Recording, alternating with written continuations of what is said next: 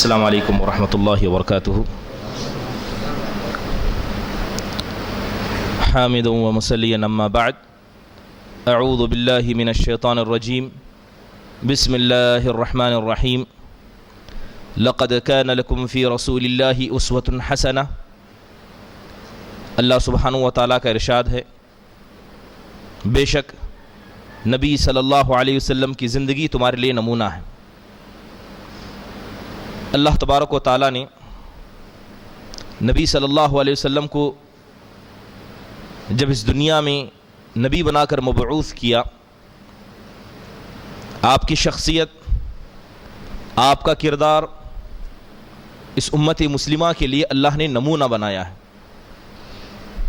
انسان کی زندگی میں جتنے بھی پہلو ہو سکتے ہیں، چاہے اس کا تعلق انسان کے عقیدے سے ہو، یا انسان کی عبادت سے ہو، انسان کے اخلاق سے ہو، معاشرتی زندگی سے ہو، انسان کا تعلق اپنی ذات سے ہو، یا یوں کہیں کہ انسان کا تعلق اللہ سے ہو یا اللہ کے بندوں سے ہو، جتنے بھی پہلو انسان کی زندگی میں ہو سکتے ہیں، ہر پہلو میں نبی صلی اللہ علیہ وسلم کی زندگی ہمارے لیے آئیڈیل ہے۔ ایک چھوٹا سا قصہ، تاریخ کے اندر ایک شخص کا ذکر کیا جاتا ہے، اور تاریخ نے اس شخص کو مظلوم باپ کہا کہ دیکھیں کہ ایک باپ، اکثر ہم جب ذکر کرتے ہیں تو ماؤں کا ذکر کرتے ہیں، لیکن اللہ تبارک و تعالیٰ نے اور اسی طرح سیرت کی کتابوں میں ایک ایسے باپ کا ذکر ہے جسے کہا جاتا ہے مظلوم باپ۔ اس شخص کے بارے میں بتایا جاتا ہے کہ جب ان کی شادی ہوئی، اللہ تبارک و تعالیٰ نے سب سے پہلے ان کو ایک لڑکا عطا کیا۔ یہ لڑکا 2 سال کی عمر کو نہیں پہنچا مگر انتقال کر گیا۔ یہ باپ لے جاتے ہیں اور اس چھوٹے سے نونہال بچے کو لے جا کر دفنا دیتے ہیں۔ پھر اللہ تبارک و تعالیٰ نے اس مظلوم باپ کو 4 بیٹیاں عطا کی۔ ان 4 بیٹیوں کے بعد ایک دوسرا لڑکا پیدا ہوا۔ یہ بھی لڑکا 2 سال کی عمر کو نہیں پہنچا مگر اللہ کو پیارا ہو گیا، لے جا کر اس کو بھی دفنا کر دیا۔ پھر اس کے بعد جو 4 بیٹیاں تھیں ان میں سے ایک بیٹی جوان ہو جاتی ہے۔ یہ باپ اس کی شادی کر دیتے ہیں۔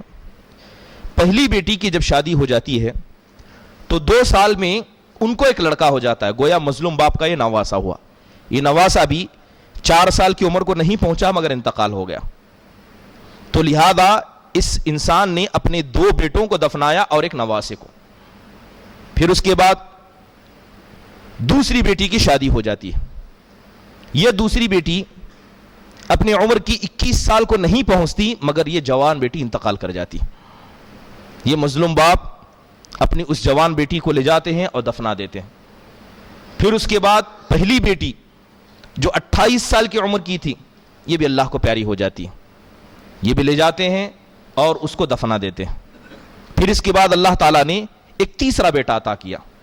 یہ بیٹا 1.5 سال کی عمر کو نہیں پہنچا مگر یہ بھی اللہ کو پیارا ہو گیا۔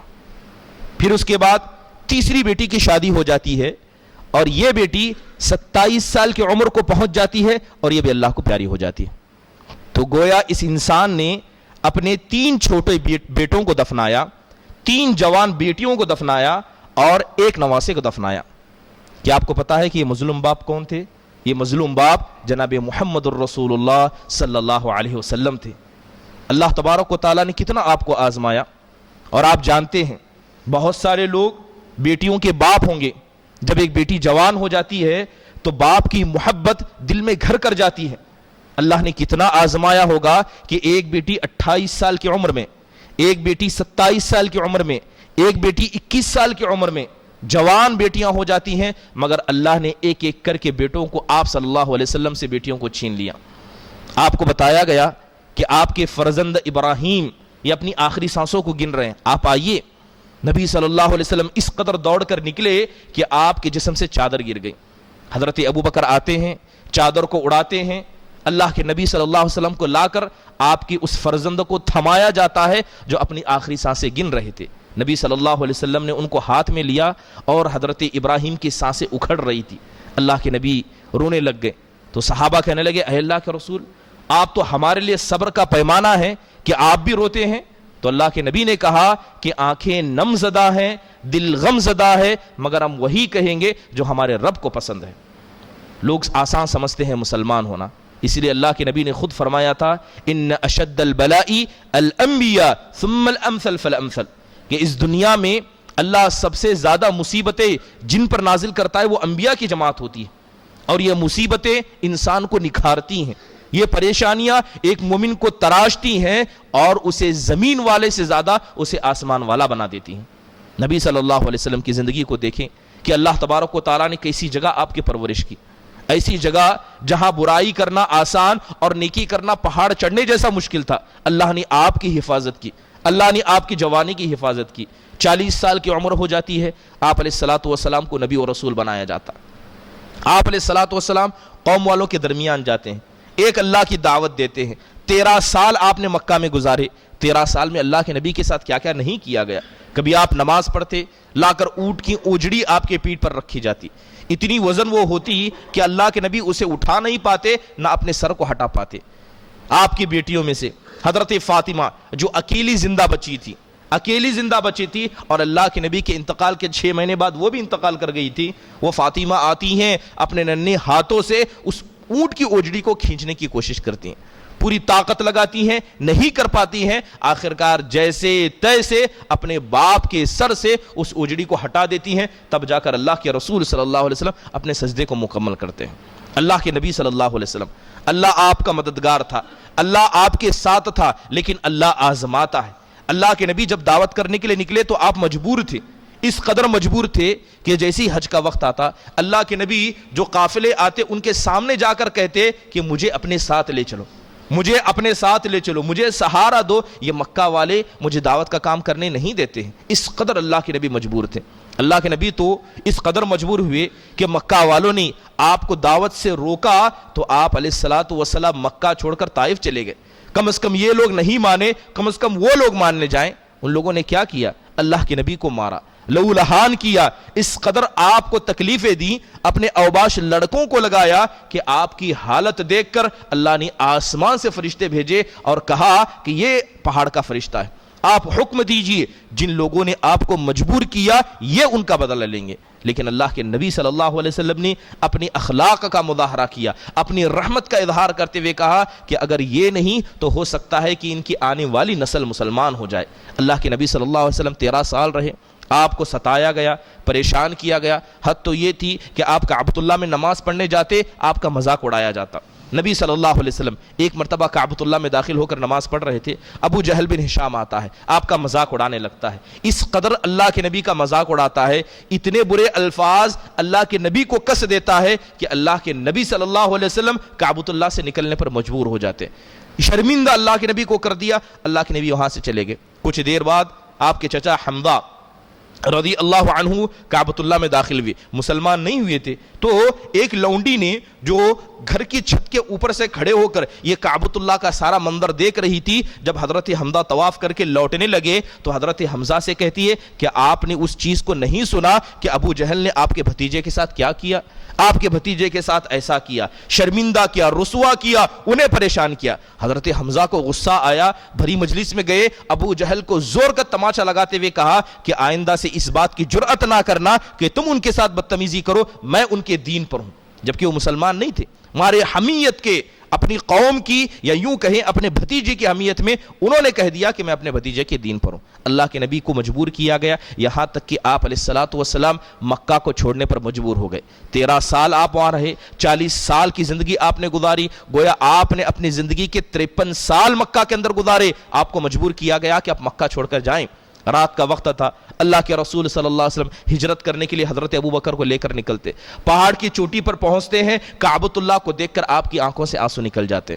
اللہ کے نبی صلی اللہ علیہ وسلم کا دل نچوڑ لیا جاتا ہے کہ اس مکہ کو چھوڑ کر کیسے جاؤں. اللہ تعالیٰ آسمان سے آیت نازل کرتے ہوئے کہتا ہے کہ ان الذی فرض علیک القرآن لرادوک الی معاد.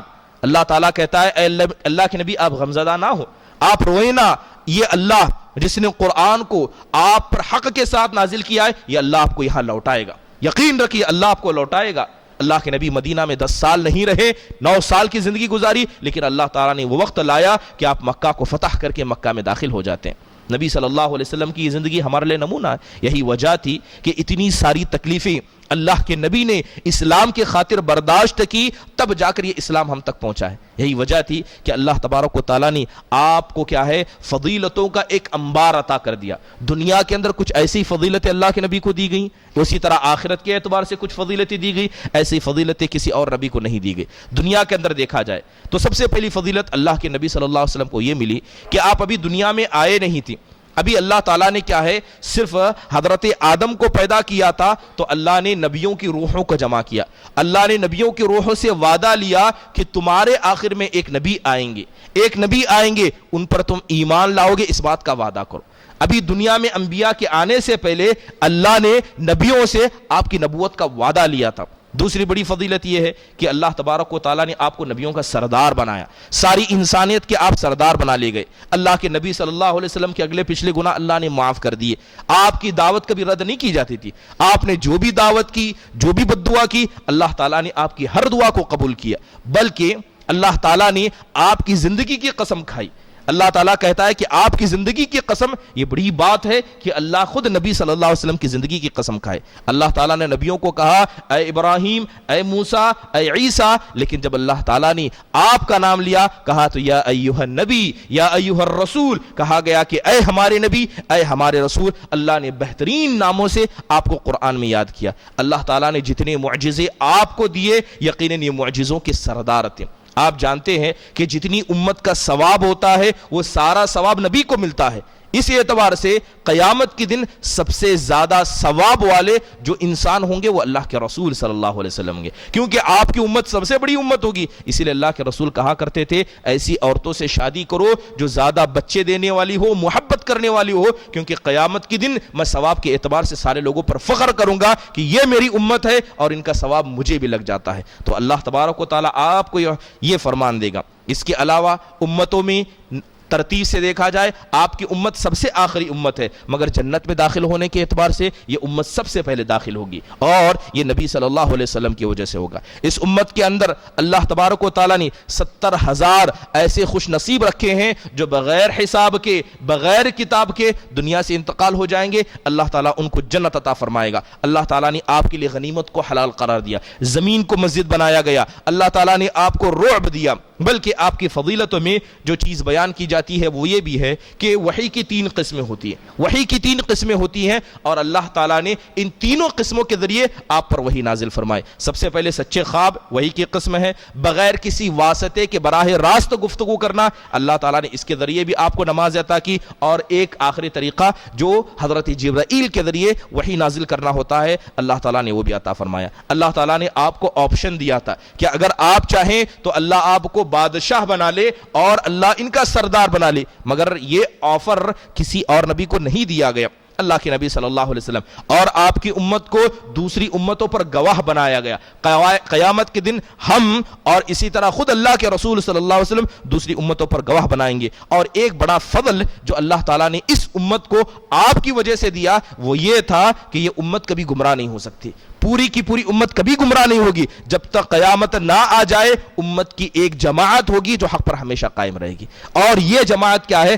حق کو پھیلائے گی۔ یہ اللہ تبارک و تعالیٰ کا فضل اس امت کے لیے رہا ہے۔ اور سب سے اہم چیز کہ جو قرآن مجید ہمارے سامنے ہے، اس کی حفاظت کی ذمہ داری کیا ہے؟ اللہ تبارک و تعالیٰ نے لی۔ یہ تو بات ہوئی دنیا کی، آخرت میں وسیلے کا مقام آپ کو دیا جائے گا۔ یہ جنت کے اندر ایسا مقام ہوگا جہاں پر صرف آپ رہیں گے، آپ کے علاوہ کوئی وہاں نہیں رہے گا۔ آپ کے امتی قیامت کے دن لوگوں میں پہچان لیے جائیں گے، ان کے وضو کے جو اعضاء ہوں گے یہ چمکیں گے۔ اس کے علاوہ ہر نبی کو اللہ قیامت کے دن حوض دے گا، مگر آپ کا جو حوض جسے حوض کوثر کہا جاتا ہے یہ سب سے بڑا حوض ہوگا، اور سب سے زیادہ لوگ یہاں پر آئیں گے۔ سب سے پہلے جو پل صراط پر چلیں گے وہ آپ علیہ الصلوۃ والسلام ہوں گے۔ سب سے پہلے جنت میں اپنے جسم اور روح کے ساتھ داخل جو ہوں گے حساب کے بعد وہ آپ علیہ الصلوۃ والسلام ہوں گے۔ بلکہ اللہ تبارک و تعالیٰ نے اس امت کو یہ عطا کیا کہ یہ امت کے لوگ عمل تھوڑا کریں گے مگر اللہ انہیں ثواب زیادہ دے گا۔ عمل تھوڑا کریں گے، جیسے رمضان کا مہینہ ہے،